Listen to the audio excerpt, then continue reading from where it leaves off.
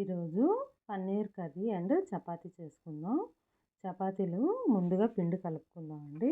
చిన్న చిట్కా చెప్తాను చూడండి.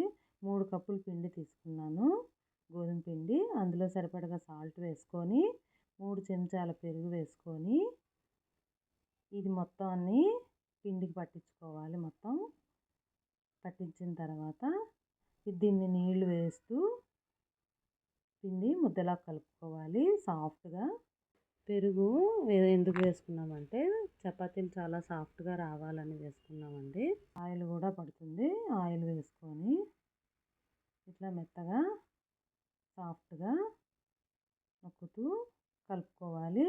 ఇట్లా అంతా కలుపుకున్న తర్వాత దీన్ని ఒక అరగంట సేపు పక్కన పెట్టుకుందాం. ఇప్పుడు కర్రీకి ప్రిపేర్ చేసుకుందాం. ముందుగా కళాయి పెట్టి స్టవ్ ఆన్ చేసి దాంట్లో నూనె వేసుకుందాం. నూనె వేడెక్కిన తర్వాత ఇందులో మసాలాలు వేసుకొని ఇప్పుడు ఉల్లిపాయలు కూడా కట్ చేసుకున్న వేసుకొని ఇవి కొంచెం వేగనిద్దాం. ఇట్లా వేపుకున్న తర్వాత బిర్యానీ ఆకు కూడా వేసుకొని వేపుదాం. ఇట్లా వేపుకొని కొన్ని జీడిపప్పు పలుకులు వేసుకొని పచ్చిమిర్చి కూడా వేసుకొని కలుపుదాం. ఇట్లా కలుపుకున్న తర్వాత టమాటాలు కూడా కట్ చేసుకున్నది వేసుకొని కలుపుకుందాం. ఇట్లా కలుపుకున్న తర్వాత తగినంత సాల్ట్, చిటికెడు పసుపు, 2 స్పూన్ల కారం, 1 స్పూన్ ధనియాల పొడి వేసుకొని ఇలా కలుపుకోవాలి. ఇట్లా కలుపుకున్న తర్వాత కొంచెం కొత్తిమీర కూడా వేసుకుందాం. వేసుకొని దీన్ని మూత పెట్టుకుందాం. ఇది సిమ్లోనే ఇలా మగ్గనిద్దాం. కర్రీ మొత్తం ఒక 2 నిమిషాల తర్వాత మళ్ళీ మూత తీసి ఒకసారి మళ్ళీ కలిపి మళ్ళీ మూత పెడదాం.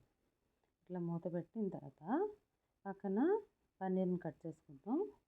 క్యూబ్స్ లాగా పన్నీర్ మొత్తం ఇట్లా కట్ చేసేసుకొని ఇప్పుడు స్టవ్ దగ్గరకు వచ్చి కర్రీ చూడండి మొత్తం మగ్గిపోయింది.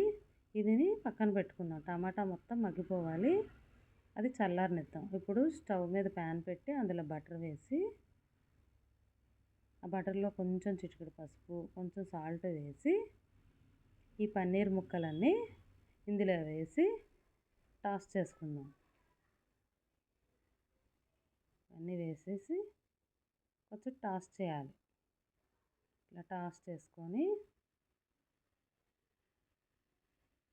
పన్నీర్ ముక్కలకంతా అన్ని వైపులా కొంచెం వేగితే సరిపోతుంది.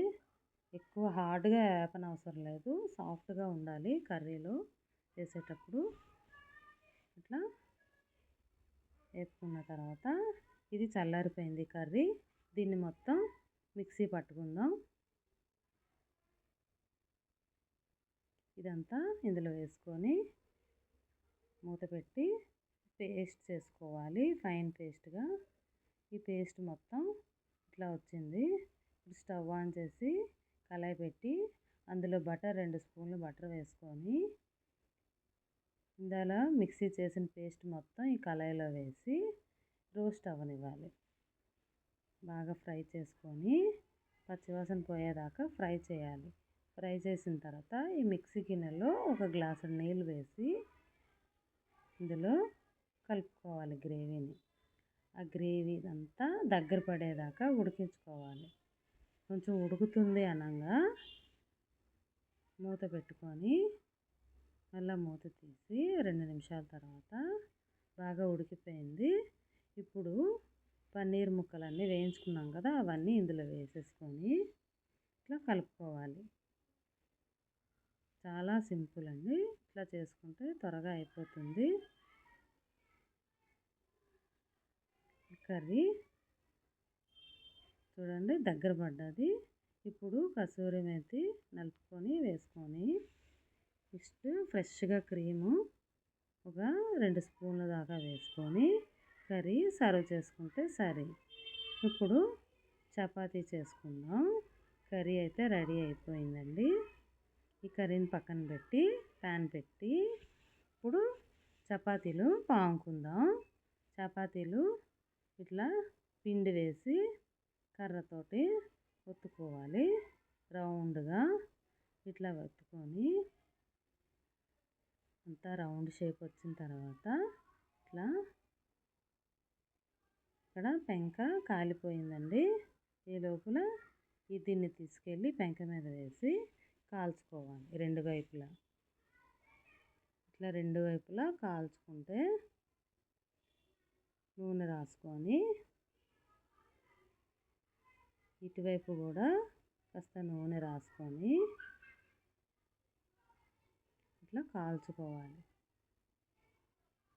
కాల్చుకొని రెండు వైపులా అన్ని వైపులా కాలేటట్టు మొత్తం కాల్చుకోవాలి. ఇట్లా కాల్చుకున్న తర్వాత చపాతీలు రెడీ అయిపోయిందండి. చపాతీ మరొక చపాతీ వేసుకుందాం. ఈ చపాతీ కూడా రెండు వైపులా కాల్చుకుందాం. కాల్చుకొని ఇది కూడా చపాతీ రెడీ అయిపోయింది. Subscribe my channel. Thanks for watching.